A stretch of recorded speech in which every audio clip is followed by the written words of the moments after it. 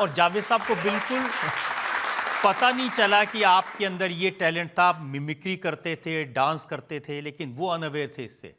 हाँ, मैं उनके सामने मतलब एक्चुअली सच कहूँगा तब भी शर्माता था, अब भी शर्माता हूँ।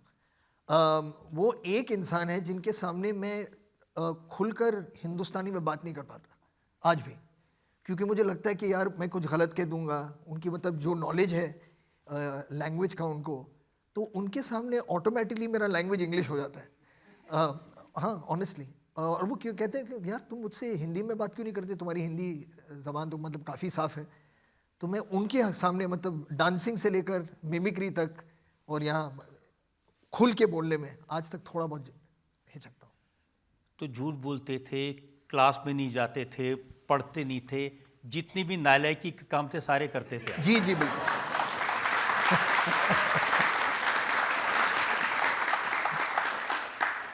हाँ, मतलब नालायक होने में मैं काफ़ी फर्स्ट आया हूँ। लेकिन नहीं, मुझे म्यूज़िक में बहुत शौक था। लोगों को एंटरटेन करने में मुझे बहुत शौक था। तो कभी भी मतलब स्कूल में अगर कोई फंक्शन होता था तो हमेशा मुझे बुलाते थे, या तो डांस करने के लिए या फिर कुछ परफॉर्म करने के लिए। और पार्टियों में भी जो घर के साथ दोस्तों के साथ होती है, तो हमेशा मैं कहीं ना कहीं एक मौका निकाल लेता था कि मैं कुछ परफॉर्म कर पाऊँ। तो उन चीज़ों का शौक़ बहुत था मुझे, इसलिए बचपन से मेरी फैमिली को लगा था कि इसका कुछ होना हो, मतलब फिल्मों में ये तो आ ही जाएगा, ऐसा था उनका कुछ अंदाज़ा। और जब फिल्मों में मौका मिला 17 साल की उम्र में आप असिस्टेंट कैमरा बन गए जी। लेकिन इतनी बड़ी फिल्म यश चोपड़ा की, श्रीदेवी जैसी आर्टिस्ट वहाँ पर थी, आपने श्रीदेवी को गिरा दिया? सर, मैं कौन होता हूँ श्रीदेवी को गिराने वाला, मगर ऐसा एक हादसा तो हुआ था। मैं असिस्टेंट कैमरामैन था। मनमोहन सिंह जी थे, मंजी बुलाते थे सब उन्हें, वो कैमरामैन थे यश जी के।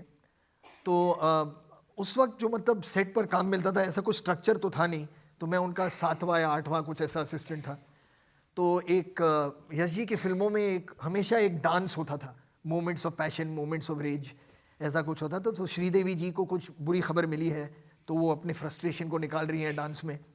तो उसका जो एंड का जो लास्ट फाइनल शॉट था उस सीक्वेंस का, वो एक क्रेन शॉट था।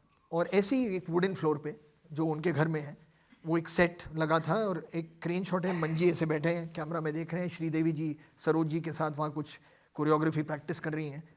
और सब तैयार हो गया था और मंजी ने लेंस के थ्रू देखा और कहा कि यार वहाँ पर वो ज़मीन पर कुछ ऐसे लग रहा है कि कुछ दाग या कुछ लगा हुआ है, कोई जल्दी से साफ़ करो।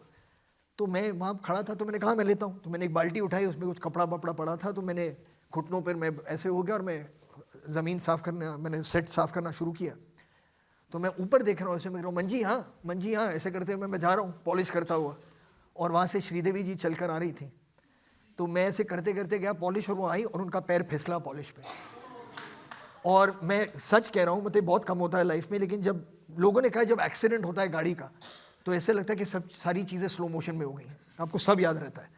तो वैसे ही मुझे याद था जब श्रीदेवी जी फिसली, कि मैं वहाँ ऐसे खड़ा हूँ और ऐसे श्रीदेवी उड़ के जा रही है हवा में। नहीं, सच है।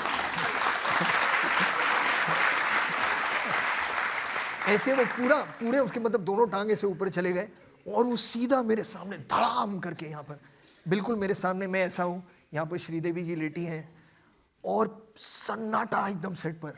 कभी अगर आप फिल्म सेट पर गए हैं तो वहाँ पर सन्नाटा बिल्कुल नहीं होता, बहुत आवाज़ें होती हैं, लेकिन उस दिन इतना सन्नाटा हुआ कि मतलब आप अपनी सांस, दिल की धड़कन सब सुन सकते थे।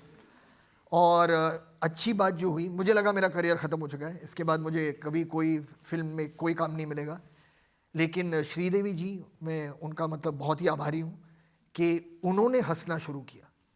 तो जैसे वो हंसने लगी कि हाँ हाँ, मुझे बाकी सब जो नर्वस थे कि अब क्या ऐसा उनका हो गया, और सब अरे अरे हो जाता है करके उन्होंने उठाया, उन्होंने भी कहा नहीं इट्स ओके। तो मेरा करियर जो शुरू हुआ है उन्हीं की बदौलत मैं आज यहाँ आपके सामने बैठा हूँ।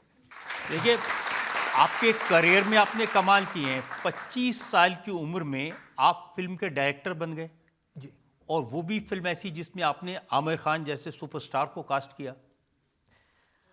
हाँ जी, ये मतलब आमिर खान को कास्ट करना कोई आसान काम तो था नहीं।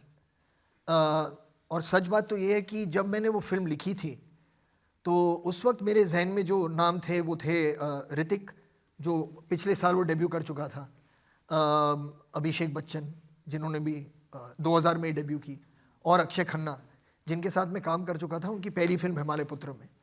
तो मैं चाहता था कि 3 जो यंग कलाकार हैं मैं उनके साथ काम करूं, दिल चाहता है उस तरह की फिल्म है, लेकिन किसी न किसी वजह से उन्होंने ना कर दी अक्षय को के सिवाय।